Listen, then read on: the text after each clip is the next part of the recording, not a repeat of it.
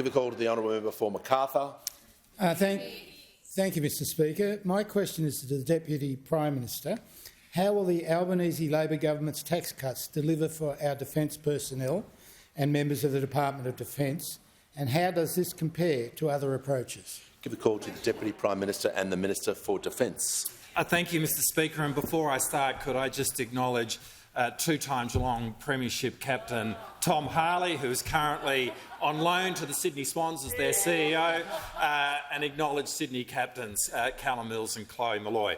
And can I thank the member for his question and acknowledge his long contribution as a leading paediatrician in south-west Sydney. Over decades, he has literally been responsible for the delivery of thousands of babies, and as a result of what happened in the Senate last night, the vast bulk of them will now receive a tax cut. As a result of what happened in the Senate last night, every member of the Australian Defence Force, every public servant in the Department of Defence, every person working in Australian defence industry will now receive a tax cut. From a civilian nurse working at Holsworthy Barracks near the member's electorate who receive a tax cut of almost $2,200, or an Air Force vehicle mechanic at RAF Base East Sale who receive a tax cut of $1,463, and for that person, that is twice the tax cut that they would have received under the tax plan of those opposite. Indeed, across the entirety of the ADF, 85% of personnel will be better off as a result of Labor's tax plans. In terms of the Department of Defence, 95% of public servants will receive a bigger tax cut under our plan compared to what was offered by those opposite.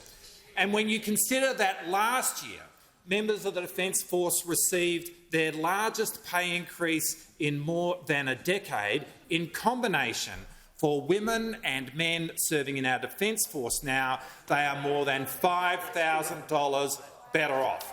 Now, those opposite have completely given up on helping Australians with the cost of living. They literally come in here and will talk about anything else, or come in and just make stuff up. But what they will not do is come to this place with a plan to improve the lives of Australians, because they no longer have a tax policy. Indeed, the Shadow Finance Minister this morning said that they would need to go back to the drawing board.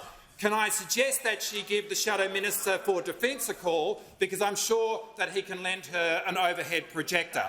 What we are left with over there is a Liberal tax shambles. This government is committed to making a practical difference, to fighting on behalf of working Australians and to fighting on behalf of the men and women of the Australian Defence Force.